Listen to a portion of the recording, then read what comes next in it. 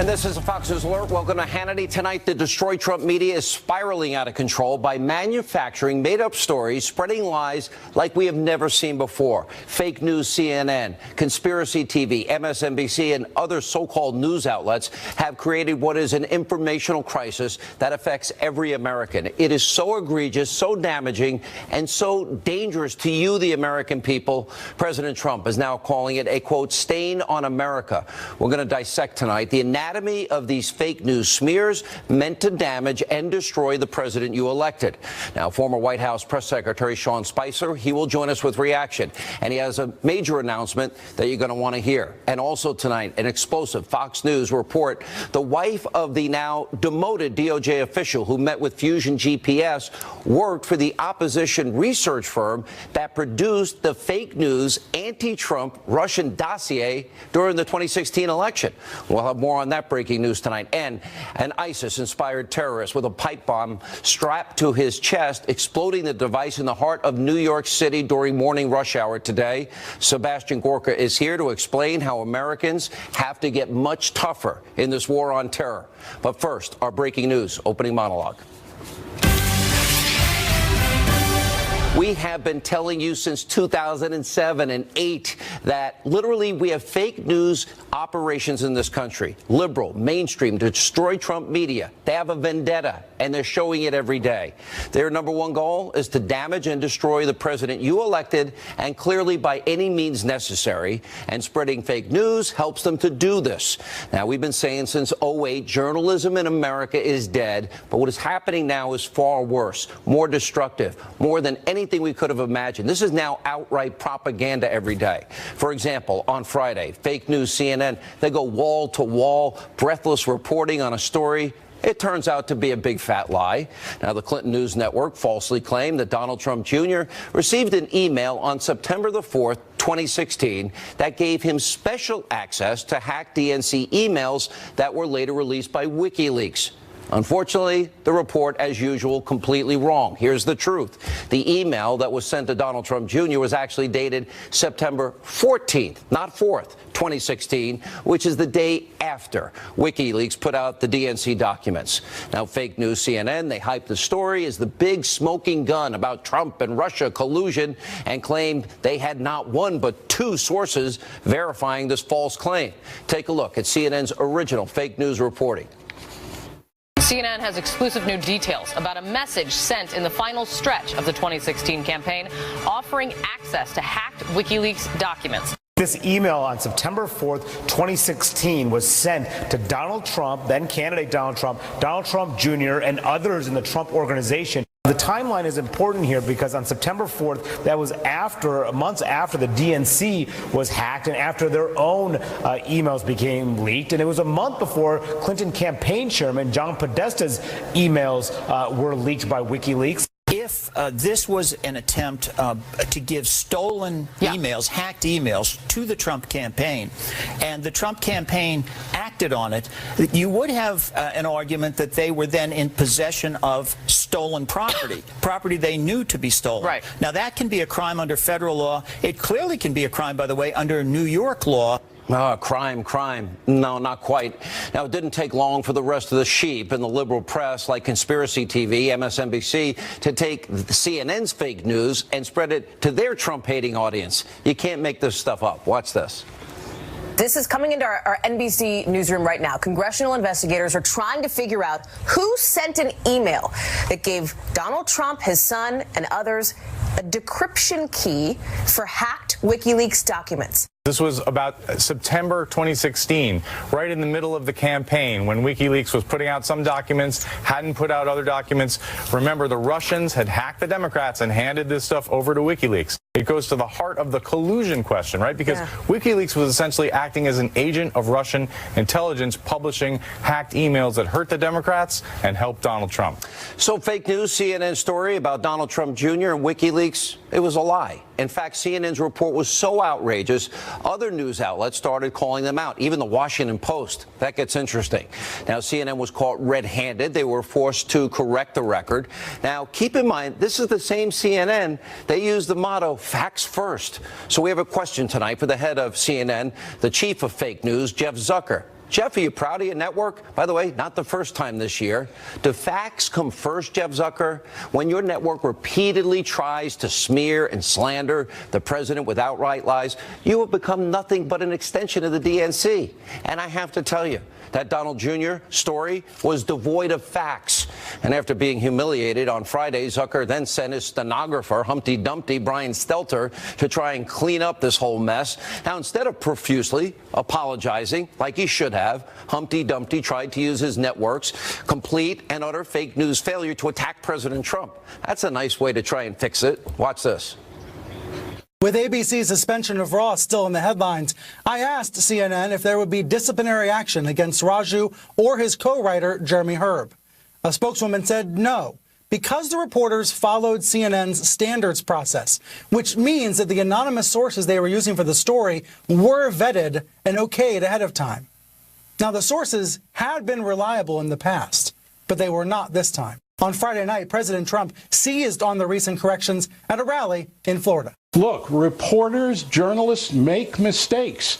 Our record as journalists in covering this Trump story and the Russian story is pretty good, especially compared to the record of Donald Trump and his serial lying. Now, he is a bitter partisan. Now, it's even pathetic by fake CNN standards. Now, earlier today, the White House press secretary, Sarah Sanders, absolutely schooled. This is a 101 on how to be a press secretary. CNN's very aggressive and opinionated and biased Jim Costa after he tried to defend the network's false reporting. Watch this. And I would just say, Sarah, that journalists make honest mistakes, and that doesn't make them fake news. But the question that But when journalists make honest mistakes, they should own up to them. Sometimes, and a lot of times you don't. But there's a difference. There's a very big, I'm sorry, I'm not finished. There's a very big difference between making honest mistakes and purposefully misleading the American people, something that happens regularly. You can't say, I'm not done. You cannot say, that was completely fake, Sarah. You cannot say that it's an honest mistake when you're purposely putting out information that you know to be false. Now, fake news CNN isn't alone in spreading lies and fake news aimed at hurting the president. A Washington Post reporter was forced to apologize this weekend after tweeting out this highly misleading photo about the crowd size at President Trump's rally on Friday. Turns out that image that you see right there, that was taken well before President Trump ever stepped on the stage. And President Trump responded to that fake news report by tweeting out photos during his speech that showed a packed house and writing, quote, "Oh, very different." Dave Weigel over at the Washington Post put out a phony photo of an arena empty hours before I arrived at the venue with thousands of people outside on their way in. Real photos now show, as I spoke, packed house, many people unable to get in, demand apology and retraction from fake news Washington Post. The president added this, quote, "Dave Weigel of the Washington Post just admitted his picture was a fake, a fraud, showing an almost empty arena last night in my speech in Pensacola, when in fact he knew the arena was packed, as shown also on TV. Fake news. He should be fired."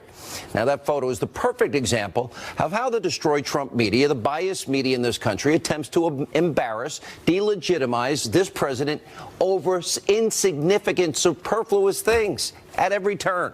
And just like in other examples, this one blew up in the fake news media's faces because the truth eventually, hopefully, does come out. And because President Trump, he refuses to sit back and let the media spread lies day in and day out. But for the press in this country, nothing is too small and too petty. They will literally attempt to use anything and everything to attack the president. Take a look at this headline from the New York Times this weekend. Quote, "Inside Trump's hour-by-hour battle for self-preservation." Now, the Times, the so-called investigative reporting over there, includes explosive information like the president has up to 12 Diet Cokes a day. That's pretty laughable. It's right up there with CNN's 2 scoops of ice cream for him, but only 1 for his guests. Now, the other bombshell fact from the New York Times report claims that President Trump watches up to 8 hours of television a day. Now, President Trump rightfully blasted the paper by tweeting, quote, another false story, this time in the failing New York Times, that I watch 4 to 8 hours of television a day. Wrong. Also, I seldom, if ever, watch CNN or MSNBC, both of which I consider fake news. I never watched Don Lemon, who I once called the dumbest man on television. Bad reporting. The media in this country has a massive credibility crisis. Look at the headline, recent Politico Morning Consult poll. Think the media make up stories about Donald Trump. The American people don't trust the media anymore, and nor should they. It's because they're constantly, regularly peddling an agenda and fake news. Now, here's another couple of examples. Now, last week, both Bloomberg and Reuters, they ran wild with that story, claiming that the special counsel, Robert Mueller's team, had subpoenaed President Trump and his family's bank records from Deutsche Bank. Now, President Trump's legal team, they shot down those rumors, and eventually Bloomberg and Reuters had to admit they were wrong yet again and issue corrections. And if you think that's bad, there's, of course, last week, ABC News' Brian Ross. Well, he takes the crown for pushing fake news because earlier this month, Ross claimed that General Michael Flynn was prepared to testify that candidate Trump ordered him to contact the Russians. Take a look. This certainly would seem to suggest that Michael Flynn had a fair amount of information to offer the special counsel in return.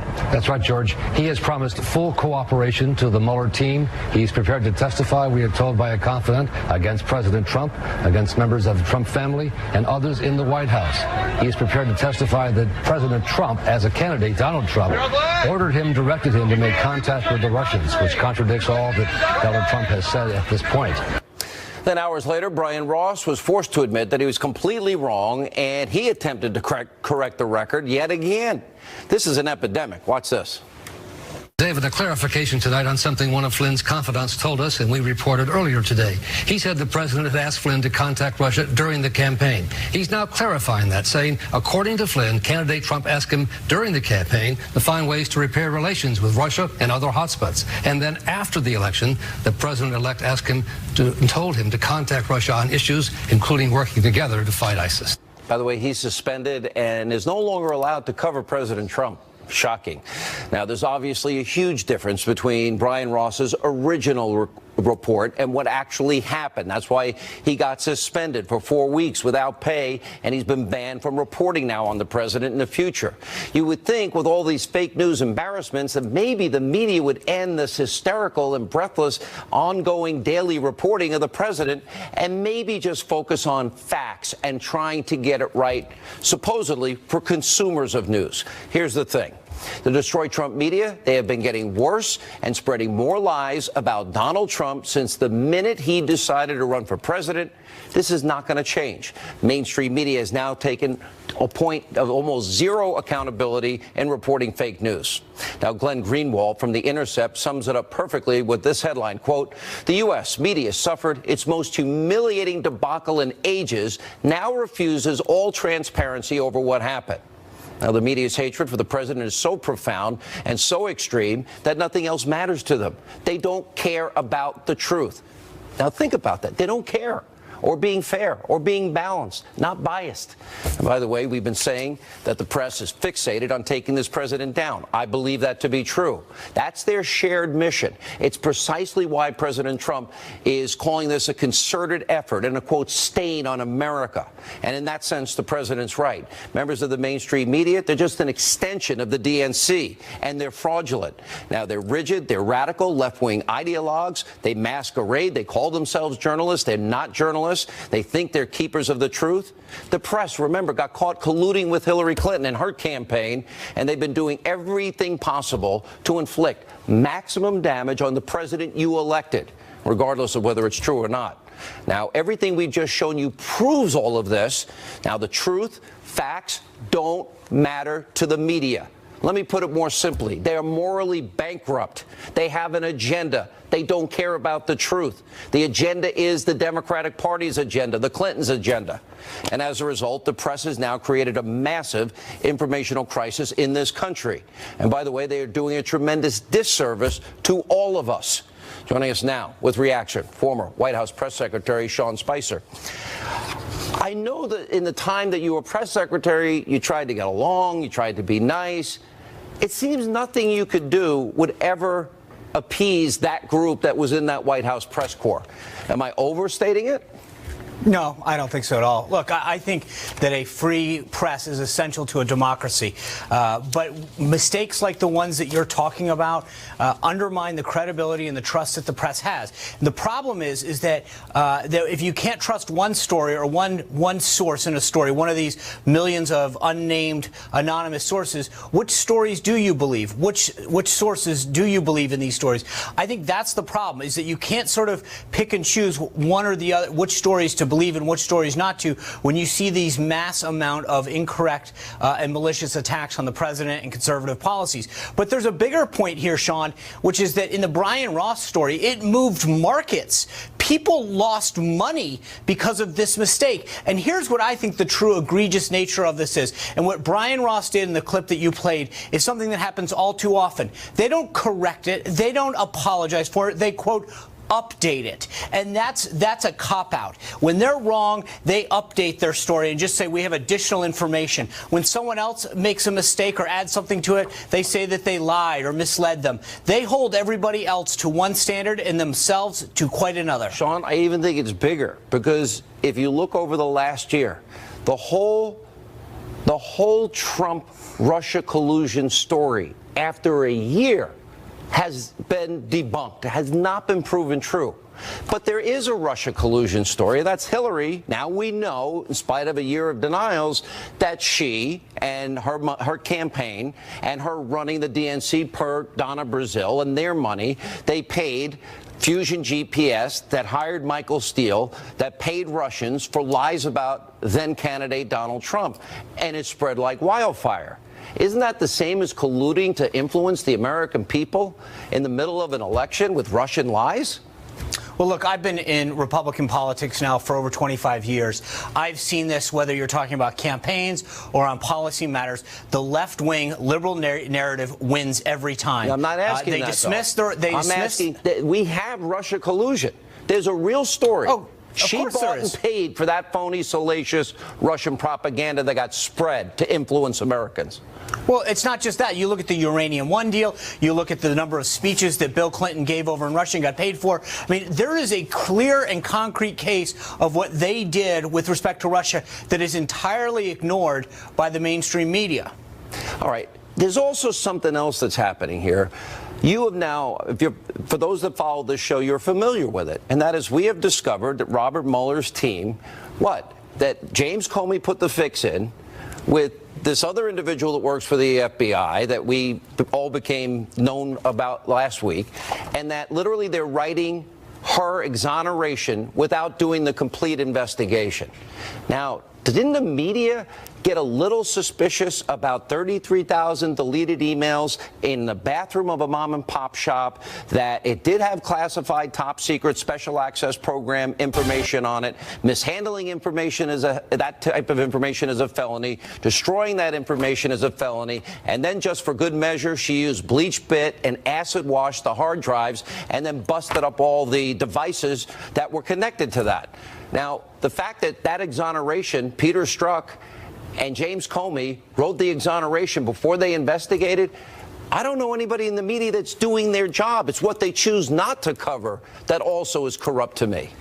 Well, and you also remember that the DNC largely wouldn't allow the FBI's to even examine their servers, and no one seemed to have a problem with that. I mean, there's a lot about what happened last cycle that I think has largely been swept under the rug, and none of the key questions are actually being asked. And I think it's amazing how when you have concrete facts on one side that should leave people to want to get a deeper understanding of what happened, that's ignored, and all of this salacious, hypothetical ideas is what we spend the time focusing on. I think our priorities are, or at least the media's priorities, are backwards on where the problems are. It's never been this bad. My 30th year in radio, my 23rd year here at Fox, it has never, ever, ever been this bad.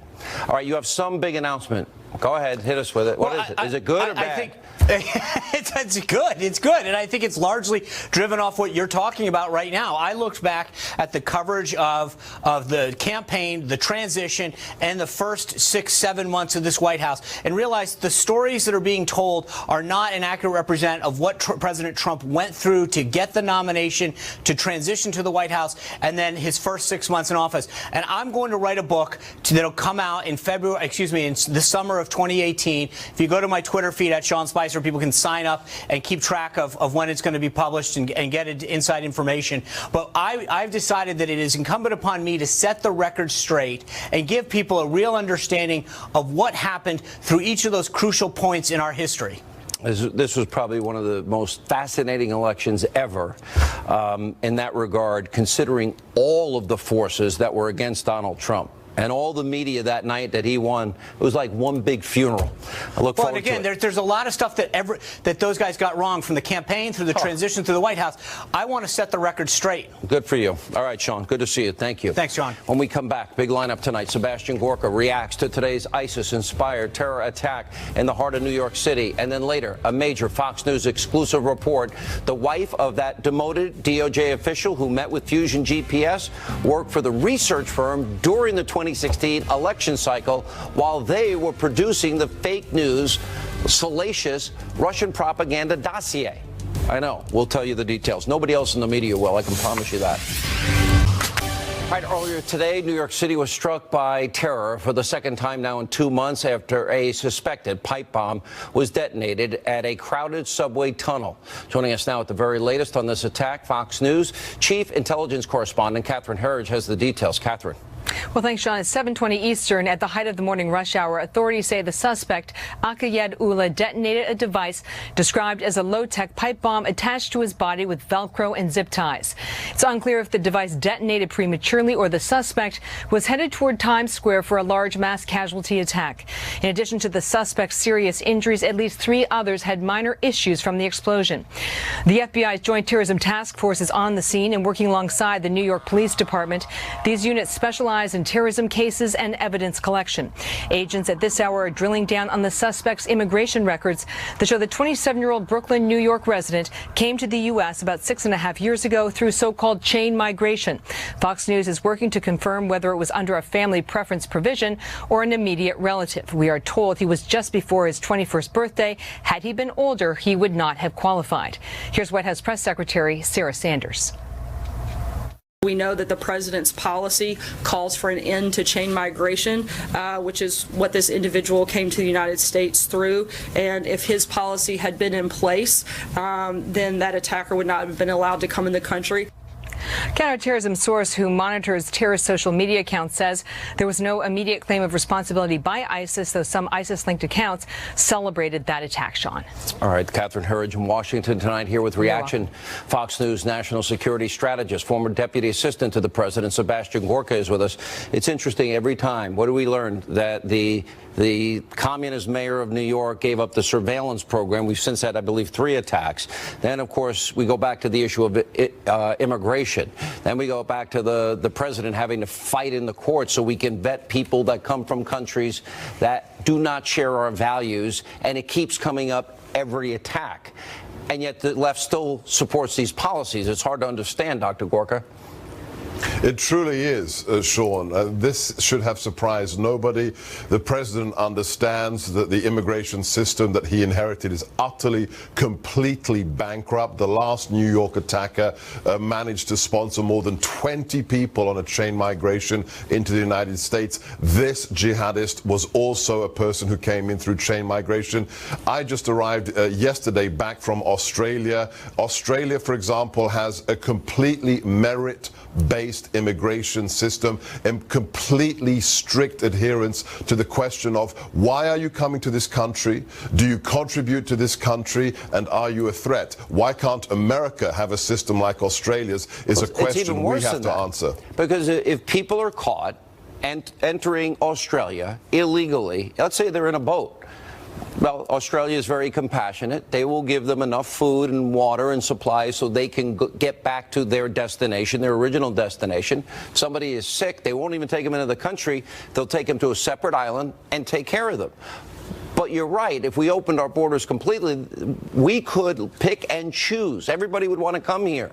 The best, the brightest contributors that would make society better, that don't have values that contradict our values. Why is that so complicated? How does that get so politicized?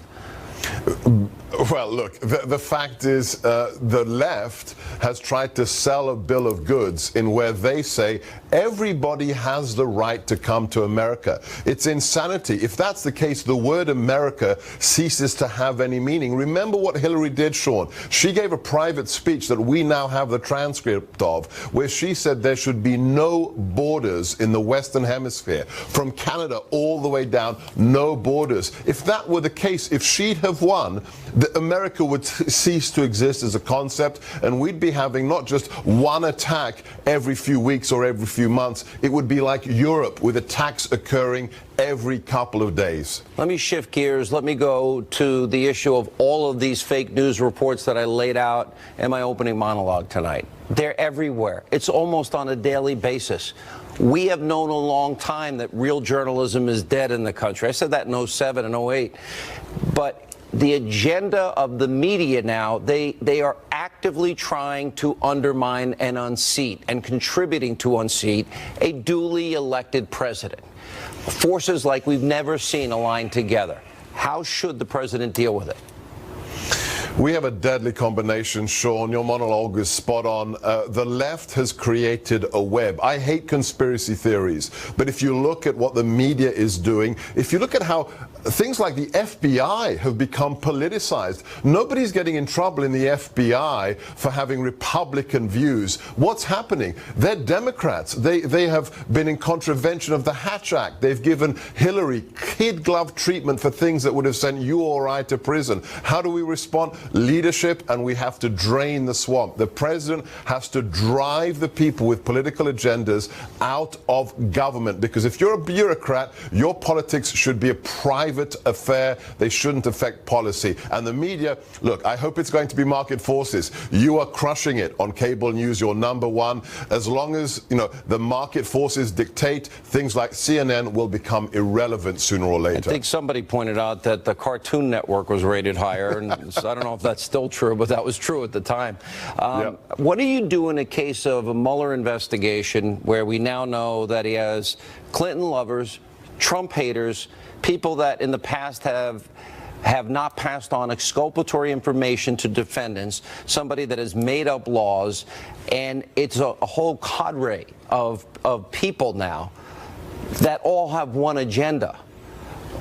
What is the answer to in your mind? Because I don't see an easy answer to untangle the mess of politics now that has corrupted that special counsel. Well, let me remind your audience, and let me remind the DNC. The chief law enforcement officer of the United States, according to the U.S. Constitution, is not the director of the FBI, nor is it the Attorney General. The chief law enforcement officer is the president, and right now that's Donald J. Trump. He could fire Mueller legally tomorrow if he so wished, but he would have to be backed up by the Republican Party. We need to see leadership from Capitol Hill that understand that November the 9th... Why doesn't Jeff Sessions do that?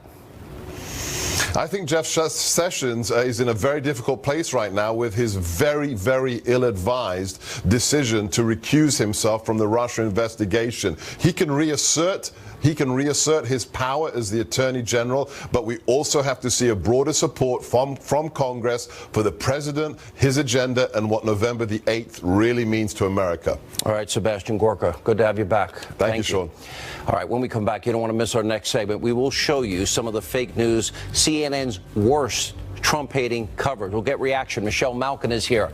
Also, a bombshell, Fox News exclusive tonight. The wife of the now demoted DOJ official who met with Fusion GPS actually worked for that opposition firm that produced the phony Russian propaganda, all to influence the last election. Can't make this up. Straight ahead. All right, Earlier in my opening monologue, we showed you how liberal CNN was embarrassed on Friday over its fake news report about Donald Trump Jr. Now, sadly, this is just the latest example of fake news. Shouldn't surprise anyone. Now, CNN, MSNBC, their hatred for this president runs deep. Now, this morning, Newsbusters found yet another example of the CNN fake news network and their abusively biased coverage. Look at that headline. And, you know, just 40 minutes after today's terrorist attack in New York City, CNN just can't help themselves, dedicated time to a full-blown report on President Trump's Diet Coke preferences. Watch this. Watching cable, he shares thoughts with anyone in the room, even the household staff he summons via a button for lunch or for one of the dozen Diet Cokes he consumes each day. If you add this, Michael, to what Corey Lewandowski, his campaign manager, has a new book out about some of these very things. Corey's book is called Let Trump Be Trump. Here's what he writes in that. On Trump Force One, there were 4 major food groups: McDonald's, Kentucky Fried Chicken, pizza, and Diet Coke. Those are all my favorite foods. What's the problem with that? Of course, another egregious example of the network being completely abusively biased. Their over-the-top coverage of the Trump administration. Let's take a look at some of the lowlights from just the past year. Take a look. I have a whole lot to say about this president's increasing erratic behavior over the past week or so. If you think you've had an earful of Donald Trump, check out what's in the ear of a beagle in Britain named Chief. Brace yourself. Is this president trying to impersonate Hugo Chavez, Recep Tayyip Erdogan, Vladimir Putin? Apparently, the president gets 2 scoops. You know, everyone else around the table gets 1, and no word if there were sprinkles. He's gained weight, according to these sources. He doesn't trust people around him. He's withdrawing. Not a good picture. If he wants to say that, Barack Obama wants to say whatever. If George Bush says, I looked in his eyes and thought he was took a dump on his desk, you would defend it. Now he's President Snowflake, okay? Everything he said, oh, they're mean to me and they don't like me. And, of course, it's a white lash. Here with reaction, CRTV host Michelle Malkin. It gets even more superfluous. I mean, when you start doing reports that the inside of this particular dog's ear looks like Donald Trump, and when he eats and invites guests over, he takes 2 scoops of ice cream. Everybody else gets 1 scoop of ice cream. Oh, he drinks Diet Coke. He likes McDonald's, Wendy's, pizza, and Kentucky Fried Chicken. So do I, and I think probably most Americans do if they're honest. And then you add the serious stuff to this. A year's worth of lies, big examples of phony news. I don't even know what to make of it anymore. I guess there's a reason people don't watch that network. Yeah, you know, it's worse than middle school girls gossiping, but that's an insult to middle school girls, I think, because the level of immaturity and recklessness of CNN has plunged to an all-time low. I think, Sean, that 2017 is a year of epic vindication for those of us who have called out CNN's bias from day one. Whether it's these small and mundane stories of petty criticism of Donald Trump's diet and his drink choices, or whether it's the larger story here of the real collusion, as you've been pointing out, and the double standards with regard to this network. I call them the collusion narrative network. And of course, lately, it's more corrections, not news. I mean, if you really want to know what's true on CNN, you don't watch it on the day of the news reports. You watch it the day after for the retractions to find out what's really true. You know, it's also what they don't cover. You know, to me, the fact that the Russian dossier, Hillary lied for a year and paid for the phony dossier, that's kind of big news because that was collusion, Russian lies. She bought and paid for it to influence the election. Similarly, I think it's a big deal when James Comey and Peter Strzok are writing an exoneration of Hillary in the email server so she can go off scot-free without an investigation, and hopefully they think defeat Donald Trump. You know, that's a big deal. The whole, the fact that Mueller and Rosenstein and all these people knew in 2009 about bribery, kickbacks, extortion, money laundering by Vladimir Putin thugs in America, and they didn't stop it, and a year and a half later, they allowed 20% of America's uranium to go to this hostile regime, and then the money that flows back to the Clinton Foundation. I think those are big deals. The Mueller special counsel, all of these vicious partisan prosecutors with unethical records and tactics. That should be a big deal. They're not covering any of this, Michelle. Zero. Yes.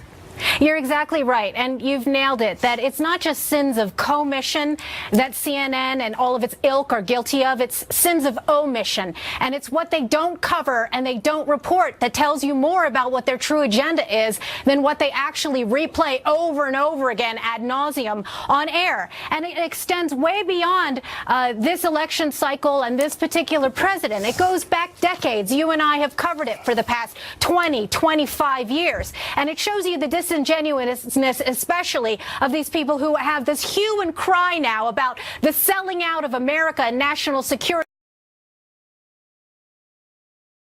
Other way, as Democrats have sold our country out for years. Despicable. It really is. All right, Michelle, always good to see you. Appreciate you being with us. When we come back, we have yet another example that proves what we have been reporting. Robert Mueller's team is hyper-partisan, anti-Trump, abusively biased, and many unethical. Also, a Fox News exclusive report.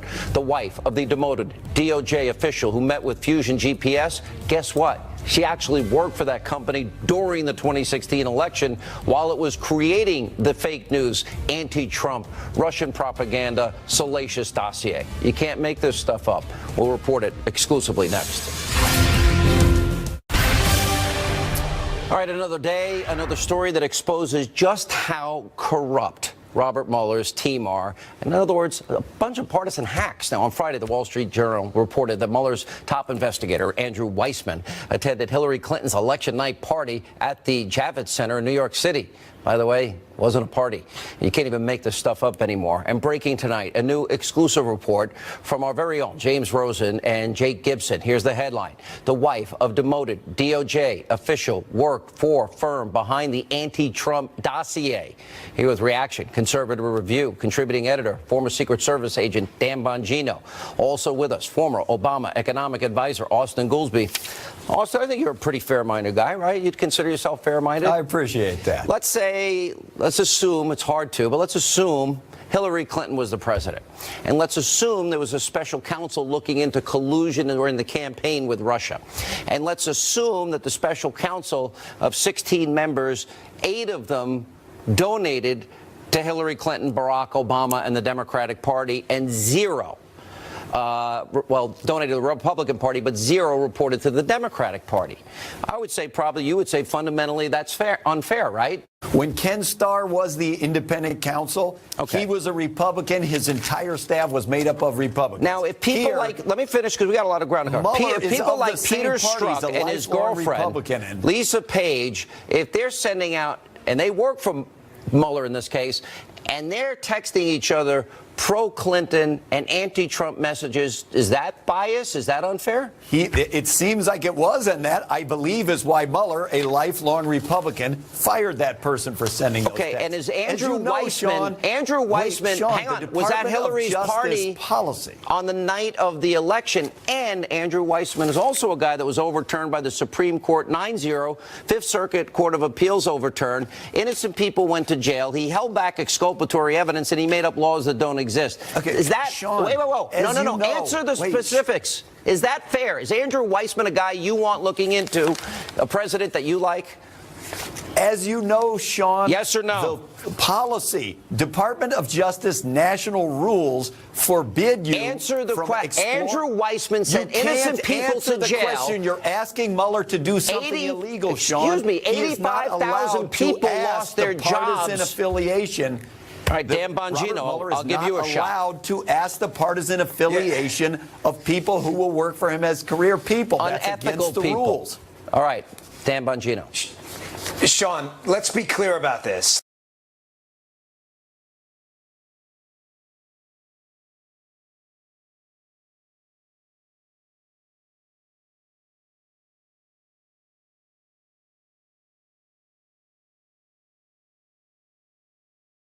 Explanations for this sham investigation. The first, that it was put together entirely incompetently, which I do not believe, because Bob Mueller is a very smart guy. The second, which should deeply concern you and everyone else, is this isn't an investigation at all. This is an attempt to nullify an election. That's exactly what this is. Why else would a smart guy like Bob Mueller, if he was aiming for a nonpartisan investigation, appoint, such obvious ideologues? Sean, these aren't like people who are hiding their stripes. You're talking about Weissman, a guy who emailed Sally Yates applauding her for defying the president on his government email account. They weren't hiding this. And Austin, I have a lot of respect for Austin. He's a really smart guy. But Austin, you and I both know, and this is a fact, that if this was a jury and your career was on the line, and these people, and the story was reversed, were appointed to judge you, you would say absolutely not. You know that. Come on. The National Department of Justice rules forbid Mueller from asking the partisan affiliations or looking at whatever political donations just as a lateral those look people at the have draw. given. That would Let me give you the violate latest rules. stuff. But we now know James Comey, and we know this guy Bruce Struck, or whatever his name is, Stuck. He both wrote an exoneration of Hillary before they did the investigation. Now, are you going to tell me you think that's fair? No, Seriously? that guy was fired by Mueller. Okay, but the investigation never happened. That means the fix was in by Comey and Struck. If my understanding is Congress wants to investigate that, that's fine. Okay, Congress, you cannot and if it was your life, I'm sure you'd feel the same way. I think you'd be more passionate. What about this new James Rosen report? Now we found out that Bruce Orr, 4 doors down, Dan Bongino, 4 doors down from Rosenstein, that in fact he had met with the Fusion GPS people. Now we find out his wife worked for them. And it turned out Clinton bought and paid for Russian lies to influence the election and the American people. Yeah, is this a joke? Seriously, is this a joke? Where did Mueller go and recruit these people, or the DOJ in this case, recruit these people? Hill Pack of the Clinton Foundation? Seriously, did they go down the Clinton Foundation donor list and the Fusion GPS source list and employee list and go, hey, we need you guys in the DOJ and on this special counsel? Sean, the woman worked there. She's married to a guy who had a very powerful position in the DOJ, who, by the way, didn't feel the need to disclose that this may have been a conflict of interest. And then, by the way, why wasn't all this stuff told to the House Intelligence Committee a long time ago? Why so cryptic about it if there's nothing to hide? This is one big joke in the American people, but unfortunately it's going to have real-world ramifications. So Hillary got a pass by Strzok and by James Comey. Do you think Hillary, now that we know they denied it for a year, that her campaign and money, the DNC she was running, according to Donna Brazil, that they paid for this Russian propaganda, these lies to influence the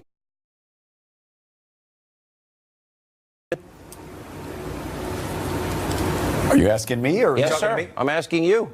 Austin Goolsbee, is that you? Yes. Is that collusion? Look, I don't. Does it sound like collusion to you? Your definition of collusion is that doesn't strike me as collusion. No. If you think that there was some violation of the law, then they should investigate it, just as they are with Donald Trump. Robert Mueller's a lifetime Republican. No. There is no violation of the law with Trump. Disclosing things, they should investigate them. I'm not going to defend real quick. them doing things that are Austin, wrong. Listen, Austin, with all due respect, there is no violation of the law with Trump, and you know it. This is an effort to nullify an election. I've said many times I don't want there to be. All right, when we come back, we need your help. We have a vote coming up. It's an opinion of yours that's going to matter. Which is the worst fake news story of the week? Every morning that's straight on ahead. Fox News Channel. You're wired with one. All right, it's been a rough few weeks for the Destroy Trump media, and I'm having trouble deciding what's been the worst example of fake news to come out recently. So we need your help. Just go to Hannity.com and you can put in your vote. Has it been fake news CNN and their botched report on the Trump campaign and WikiLeaks, or ABC's story that candidate Trump ordered Flynn to contact the Russians, or Bloomberg's false scoop on Trump's bank records being subpoenaed, or a Washington Post reporter's grossly misleading tweet about the size of Friday's Trump rally? And they're so good. Which one do you pick?